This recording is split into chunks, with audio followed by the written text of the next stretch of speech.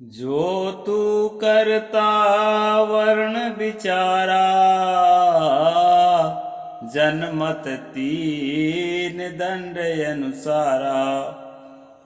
जन्मत शूद्र मुए पुनि शूद्रा, कृत्रिम जने उघाली जग धंधा। जो तू ब्राह्मण ब्राह्मणी को जाया, और राह दे काहे न आया। जो तू तुरक तुरकनी को जाया, पेट ही काहे न सुनति कराया। कारी पियरी दुहु गाई, ताकर दूध देहु बिलगाई। छाड़ कपट नर अधिक सयानी, कहीं कबीर भज सारंग पानी। नमस्कार दोस्तों, मैं अविनाश दास रेशनल कबीर यूट्यूब चैनल में आप सबका हार्दिक स्वागत करता हूं। जैसा कि आपको मालूम है, कबीर और रामानंद यह किताब का अनुशीलन हम कर रहे हैं। वर्णाभिमान का खंडन, आज का प्रसंग है वर्णाभिमान का खंडन। तो दोस्तों,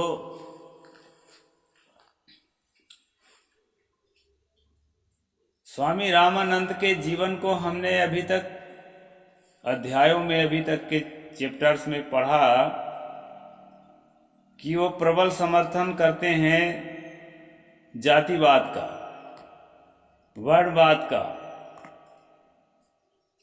और अब हम कबीर के ये पद जो मैंने सुनाया आपको, इसमें कबीर ने सवाल खड़ा किया है। कहा है, जो तू करता वर्ण विचार है, यदि तुम वर्ण का विचार करते हो, जातिवाद का विचार करते हो, तो जन्म लेते समय 3 दंड त्रिदंड धारण करके तुमको जन्म लेना चाहिए था। ये त्रिदंड क्या है दोस्तों? मैंने मनुस्मृति पर स्ट्रीम करते हुए आपको बताया है, जहां पर दीक्षा का प्रकरण आया है कि किस जाति को बेल का डंडा धारण करना है, किस जाति को गूलर का डंडा धारण करना है, किस जाति को बांस का डंडा धारण करना है दीक्षा के टाइम में, उसके बारे में मैंने आपको बताया है। तो इसी चैनल में है, उसको भी देख लेना। तो यहाँ पर जो है वर्ण व्यवस्था का खंडन करते हुए कबीर नजर आ रहे हैं। अब यहाँ तालमेल बिठाया जा रहा है कि कबीर साहिब जो हैं स्वामी रामानंद के शिष्य हैं। भारत में ऊंच नीच, जाति पाति तथा छूत का रोग बहुत भयंकर है। वर्ण व्यवस्था हिंदू धर्म की रीढ़ है। वर्ण व्यवस्था, जात पात को अगर खत्म कर दिया जाए तो हिंदू धर्म नाम की कोई चीज यहाँ बचने वाली नहीं है। वर्ण व्यवस्था ही हिंदू धर्म है, और अगर अलग से उसकी क्या पहचान है? कोई पहचान ही नहीं है। अगर कहो भगवान पहचान है, राम पहचान है, कृष्ण पहचान है, तब वो तो सब जाति व्यवस्था के समर्थन में उतरे हुए नजर आते हैं, जिनको भगवान कहा जाता है। भूल बस। तो यहाँ पर जो है हिंदू धर्म का रीढ़ क्या है? जाति व्यवस्था, वर्ण व्यवस्था, ऊंच नीच की व्यवस्था। यहाँ के ब्राह्मणों ने वर्ण व्यवस्था को मजबूत बनाए रखने के लिए उसे ईश्वरकृत ठहराया। कोई ईश्वर होता है ऐसा माना गया, और उसी के द्वारा जो है कहवाया गया कि उसी ने वर्ण व्यवस्था जो है बनाया है। और ईश्वर उश्वर नहीं होता दोस्तों, इस पर आप लोग जो है ना भ्रम में मत रहना। जिससे कोई भी व्यक्ति उसके विधान पर उंगली न उठा सके। ईश्वर इसलिए स्थापित किया कि जो सबका मालिक है उसकी बात भला कौन काट सकेगा। इसलिए ईश्वर को स्थापना किया और आपके दिमाग में थोप दिया गया। इसलिए इन लोगों ने एक श्लोक लिखकर ऋग्वेद के 10वें मंडल के पुरुष सूक्त में प्रक्षेप किया। वो श्लोक जो है, ब्राह्मणो वस्त मुखमासीत बाहुराजन कृता उरुतदत् यद वैश्य पदभ्याम शूद्रो अजायत। ये सबसे पहला मंत्र है वर्ण व्यवस्था को मजबूत करने वाला, क्योंकि वेदों में पहले वर्ण व्यवस्था के संबंध में कुछ नहीं लिखा गया था, तो इसको जो है लिख करके उसमें घुसाया गया, ऐसा बताया जाता है। इसके बाद तो क्या कहना, यह श्लोक धड़ल्ले से अन्य वेदों एवं समस्त वैदिक साहित्यों, स्मृति ग्रंथों, धर्म सूत्रों में आधम का। फिर तो तथाकथित धर्म गुरु वेद की दुहाई देकर जनता को 4 वर्णों में ब्राह्मण, क्षत्रिय, वैश्य, शूद्र में विभाजित किया। इस पर भी उन्हें संतोष न हुआ तो शूद्र और अति शूद्र, फिर और भी जाति उपजातियों में समाज को बांटे। 6547 जातियां हिंदू धर्म में बन गए। इस प्रकार वर्ण भेद, जाति भेद और छुआछूत का सृजन किया गया। आदमी और आदमी के बीच में भेदभाव की खाई दिनों दिन चौड़ी होती चली गई। जहां पर समता का, समानता का, एकता का, मनुष्यता का काम होना चाहिए था, उसके जगह ठीक विपरीत काम हुआ। इसका दुष्परिणाम है कि आज भारत में हजारों जातियां हैं। 6547 जातियां गिनी गई है दोस्तों। इसके बारे में क्या कहते हैं, एक कृष्ण भगवान पैदा किए कल्पना से, क्योंकि कृष्ण नहीं हुआ है। अब पैदा करके क्या कहते हैं, चातुर्वर्णम मया सृष्टम गुण कर्म विभागसः, मतलब चारों वर्ण की रचना मैंने किया है और सबको गुण और कर्म मैंने बंटवारा बांटा है। ये भगवान कह रहा है, परमात्मा संसार को बनाने वाला। ऐसा जो है आपके दिमाग में थोपा गया, भगवान कुछ होता नहीं है। चारों वर्ण मेरे द्वारा बनाए गए। अब भगवान के बनाए विधान को जो ना माने वह तो नास्तिक नहीं होगा तो क्या होगा। कैसे कैसे षड्यंत्र रचे गए। उन्हें जो कुछ कहना था उसे वेदों के ऋषि मुनियों और ईश्वरों से कहलवा दिया गया, श्री कृष्ण के मुख से कहलवाया गया। स्त्री, शूद्र तथा वैश्य पाप योनि हैं। ये जो है दोस्तों गीता के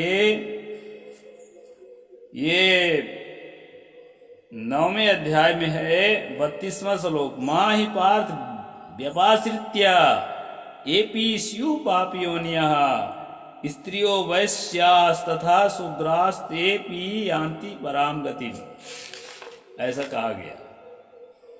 तो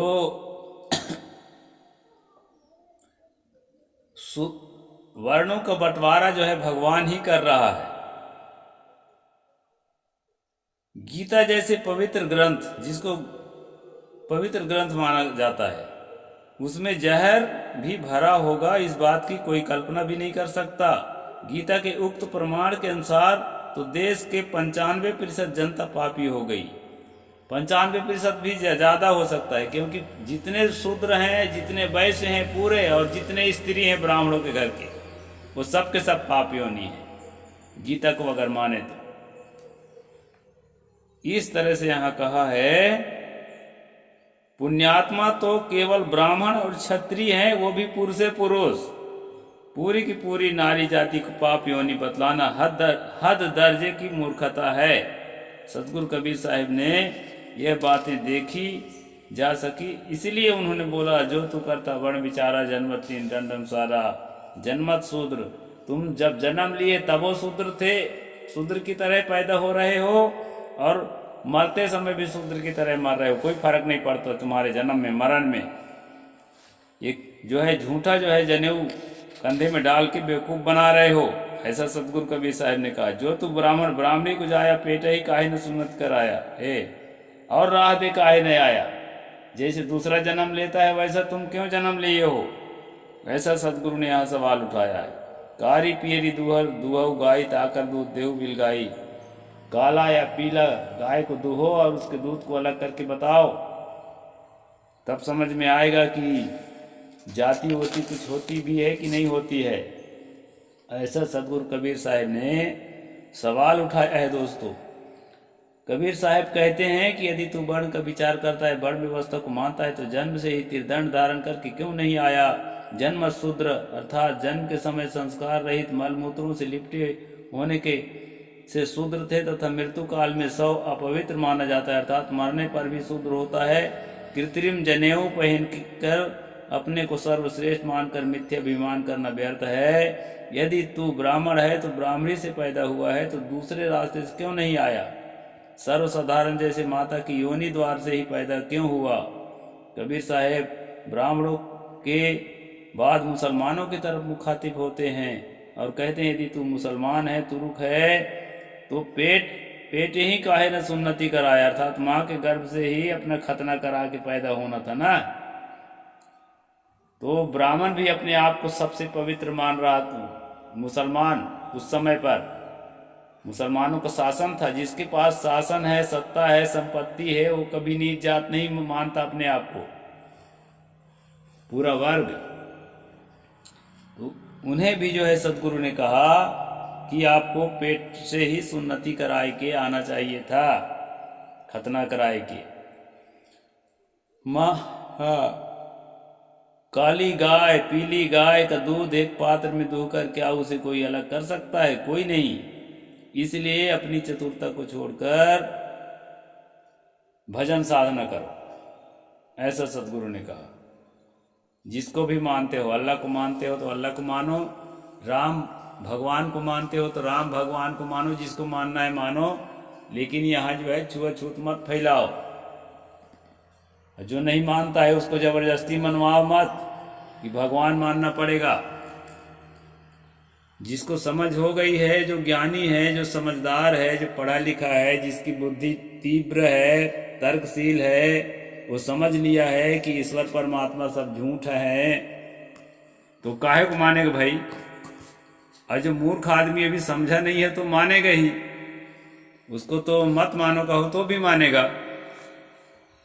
इसलिए दोस्तों, सदगुरु कबीर साहेब किसी ईश्वर परमात्मा, किसी देवी देवता, किसी पाखंड अंधविश्वास पर भरोसा नहीं रखते थे।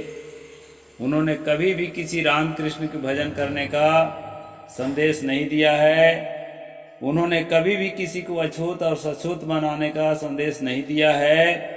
इसलिए किसी भी कीमत पर स्वामी रामानंद से उनका जो है संगत नहीं बैठती है, और ना ही वो उनके शिष्य थे, ना ही उनसे उनका कोई संपर्क था। इस बात को हमें समझना चाहिए। साहेब बंदगी। जय जोहार, जय भीम, जय भारत।